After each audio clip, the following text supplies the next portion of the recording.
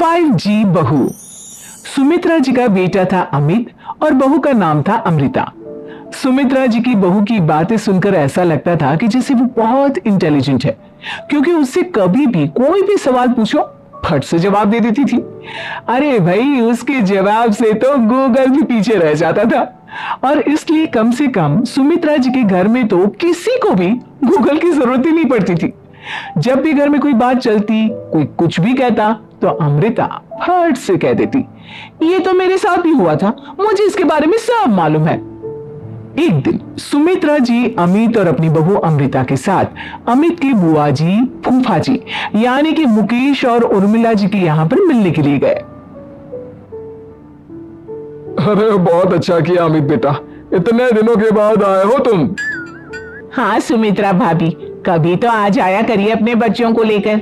आपकी बहू के आने से तो हमारे घर में भी रौनक आ गई है।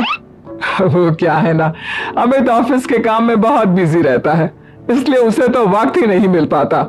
अच्छा, लगता है नौकरी काफी मुश्किल है अमित की। अरे नहीं नहीं फूफा जी, ऐसी कोई बात नहीं है। आप तो जानते हैं ना प्राइवेट जॉब में कितना काम होता है। अरे कोई समझे ना समझे, मुझे तो पता है प्राइवेट नौकरी में इतना काम करना पड़ता है कि इंसान की आफत आ जाती है। लेकिन बेटा, तुमने तो कभी जॉब की ही नहीं, तुम्हें कैसे पता? अरे जॉब नहीं की तो क्या हुआ मम्मी जी, सब जानती हूं मैं। सबसे पहले ऑफिस में जाओ, वहां पर अपनी एंट्री डालो, उसके बाद दिन भर सिस्टम पर बैठकर काम करो। चारों तरफ कैमरे लगे होते हैं, आप अपनी नजर इधर की उधर नहीं कर सकते। उसके बाद दिन भर बॉस की चिक चिक सुनो, वो अलग से।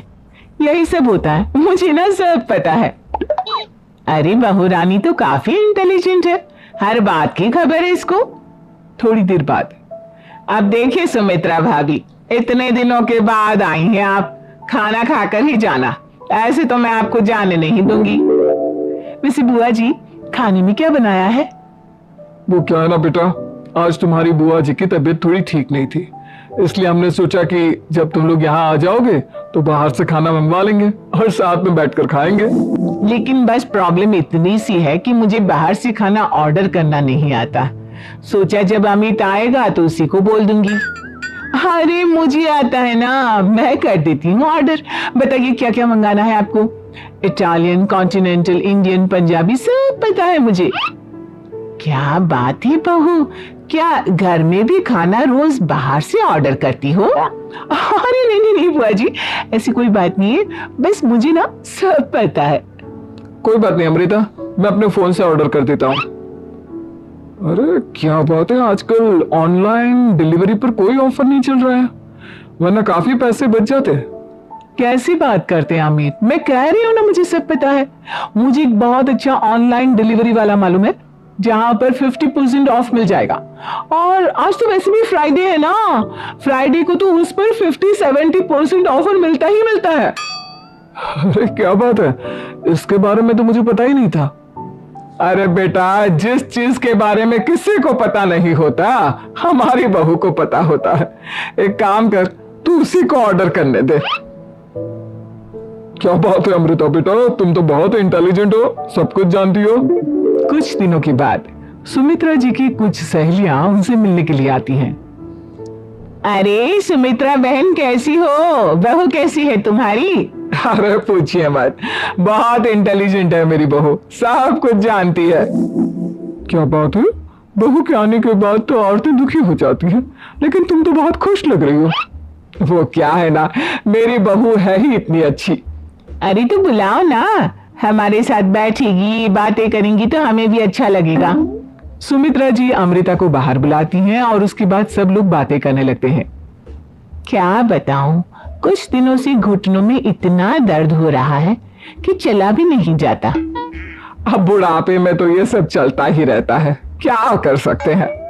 आंटी जी, आप योगा करिए, योगा और साथ में ना काले तिल खाया करिए, हाँ आपके घुटनों का दर्द भाग जाएगा।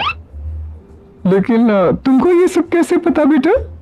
अरे मेरे भी घुटनों में दर्द होने लगा था, मैंने योगा किया और काले तिल के साथ गुड़ मिलाकर उनके लड्डू बनाकर खाए, एकदम ठीक हो गए मेरे पैर। अमृता, ये तुम क्या कह रही हो? इतनी कम उम्र में तुम्हारे पैरों में दर्द कैसे हो सकता है? अरे मम्मी जी सच कह रही हूँ, एक बार अगर कोई ये नुस्खा अपना लेना बस मजा आ जाए। ठीक है बेटा, अगर तुम कहती हो तो मैं ये करके देखती हूँ।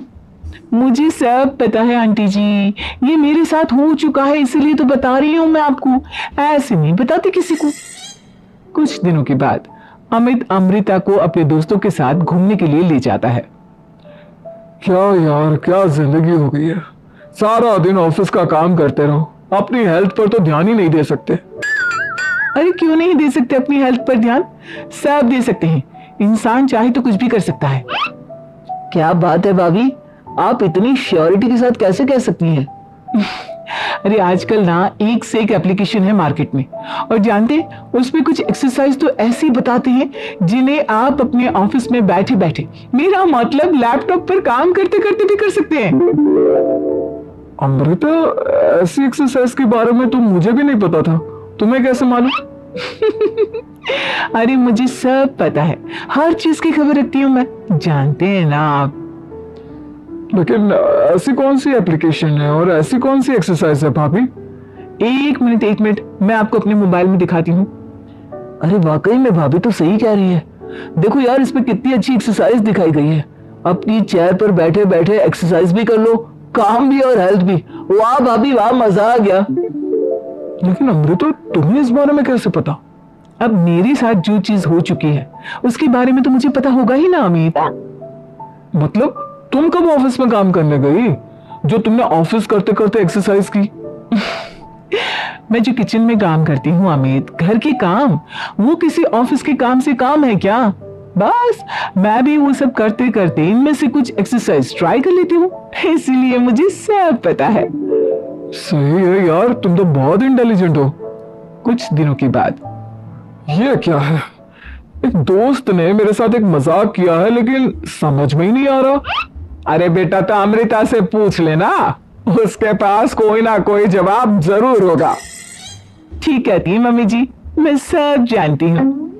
लेकिन अमृता, ये थोड़ा मुश्किल है, सोच लो। मेरे लिए कुछ भी मुश्किल नहीं, दुनिया की कोई भी पहेली हो मैं चुटकी में सॉल्व कर लेती हूँ। अच्छा ठीक है, देखो मेरे दोस्त ने मुझे एक खाली पेपर दिया है और कहा है कि इस पर उसने मेरे लिए कुछ मैसेज लिखा है।